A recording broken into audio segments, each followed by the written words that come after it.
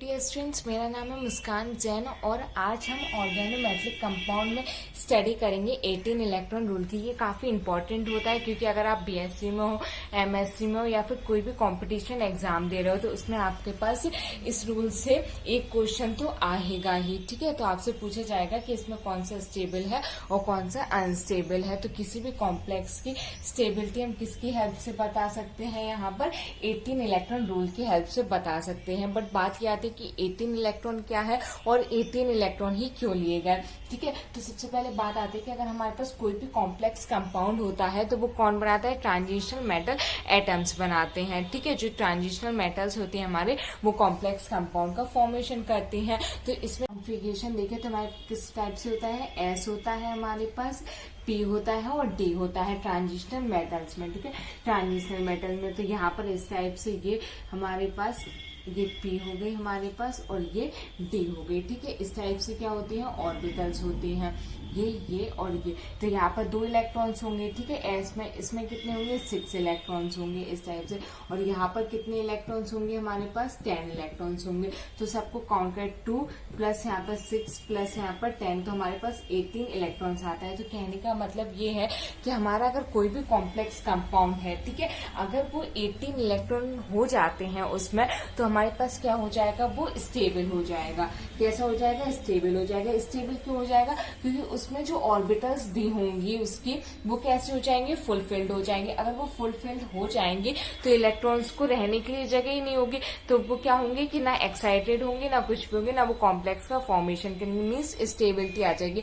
जैसे कि हमारे पास यहाँ पर नोबल गैसेज होती हैं। ठीक है, नोबल गैसेज हमारे पास कैसे होती है? स्टेबल होती है। जैसे हीलियम हो गई, उसके पास 2 होता है। और भी जो हमारे पास है वो क्या होती है? स्टेबल होती है, क्योंकि उनका ऑक्टेट कैसा रहता है?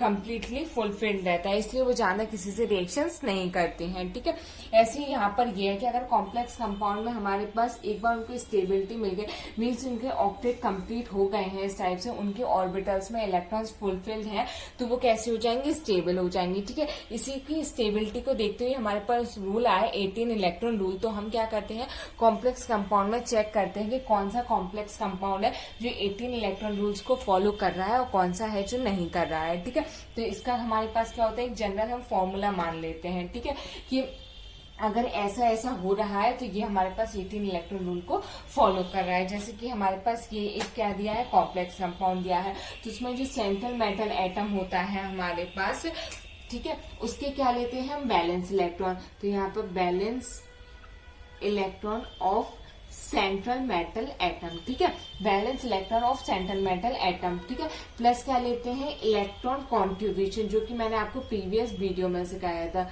ठीक है, कि किस टाइप से कोई भी अगर लिगेंड है तो वो अपना कंट्रीब्यूशन करता है किसमें? कॉम्प्लेक्स कंपाउंड को बनाने में। अगर आपने वो वीडियो नहीं देखा है तो प्लीज आप देख लीजिए, तभी आपको ये 18 इलेक्ट्रॉन रूल अच्छे से समझ में आएगा। ठीक है, तो यहाँ पे इलेक्ट्रॉन कॉन्ट्रीब्यूशन बाया लिगेंड, लिगेंड के द्वारा कितना हमारे पास इलेक्ट्रॉन का कंट्रीब्यूशन हो रहा है। ओके, उसके बाद आता है ये चार्ज। अगर हमारे पास नेगेटिव चार्ज है तो क्या है कि सेंट्रल मेटल जो हमारे पास है उसमें क्या है? इलेक्ट्रॉन्स प्लस हो रहे हैं, ऐड हो रहे हैं। तो अगर माइनस चार्ज है तो उसको क्या कर देंगे? हम ऐड कर देंगे। ठीक है, और अगर यहाँ पर प्लस चार्ज होता है तो क्या करते हैं? हम उसको माइनस कर देते। क्योंकि माइनस क्यों करते? क्योंकि इलेक्ट्रॉन उतने निकल गए हैं। जब इलेक्ट्रॉन निकल गए हैं हमारे तो उसको क्या कर देंगे? हम माइनस कर देंगे। और इलेक्ट्रॉन जुड़ गए हैं तो उसको क्या कर देंगे? हम प्लस कर देंगे। ठीक है, तो यहाँ पर प्लस भी हो सकता है और माइनस भी। तो इस टाइप से हमारे पास 18 इलेक्ट्रॉन रूल का फॉर्मूला होता है। ठीक है, ये आपको शायद कहीं बुक में नहीं मिलेगा, ये मैंने खुद से पढ़ा था तो बना दिया है। ठीक है, इससे आपको क्या रहेगा?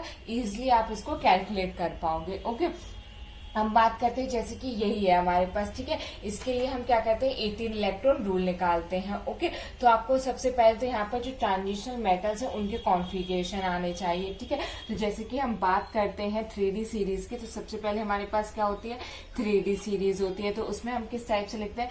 Sachin Tendulkar very creative man, Firoz Shah Kotla Netherlands कब जिताया। ठीक है, इस टाइप से हो जाएगा। उसके बाद आती है 4D सीरीज, तो यारी जरा निभाना, मौत तक, रुकावटें राहों में पड़ेंगी, आगे चढ़।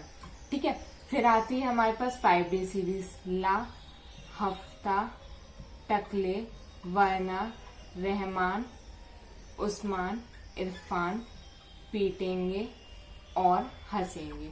ठीक है, इस टाइप से हमारे पास क्या होता है, ये हमारे पास क्या हो गए हैं, हमारे 3D 4D 5D सीरीज के एलिमेंट्स हो गए। ठीक है, बस आपको एक का कॉन्फ़िगरेशन आना चाहिए, बाकी तो आप सबके निकाल ही लोगे। जैसे कि यहाँ पर हमारे पास अब आया पीट, यहाँ पर प्लेटिनम। ठीक है, प्लेटिनम का हमें कॉन्फ़िगरेशन याद नहीं है बाई चांस, लेकिन हमें निकल का तो याद होना ही चाहिए। अगर ये भी आपको याद नहीं है तो इसकी ना मैंने एक शॉर्ट ट्रिक बनाई थी, तो आप वो मेरे चैनल पर जाकर देख सकते हो। ठीक है, नहीं तो मैं इसका ना लिंक डिस्क्रिप्शन में डाल दूंगी, तो आप वहां से वो ट्रिक उसकी लर्न कर सकते हो। ठीक है, अब यहाँ पर तो बताना पॉसिबल नहीं है, आप वहां से इसको चेकआउट कर लेना। ठीक है, मैंने इतनी इजी ट्रिक बताई थी कि आप बस एक बार देखोगे और आपको हमेशा के लिए लर्न हो जाएगा। ठीक है, तो यहाँ पर क्या है, निकल का कितना होता है, 28 होता है। तो यहाँ पर क्या हो जाएगा हमारे पास 4s2 और 3d8। ठीक है, इस टाइप से हो जाएगा। ओके, तो यहाँ पर 8 और 2 10, तो वैलेंस शेल में इलेक्ट्रॉन कितने हो गए, 10 हो गए। प्लस यहाँ पर हमारे पास अब बात करते हैं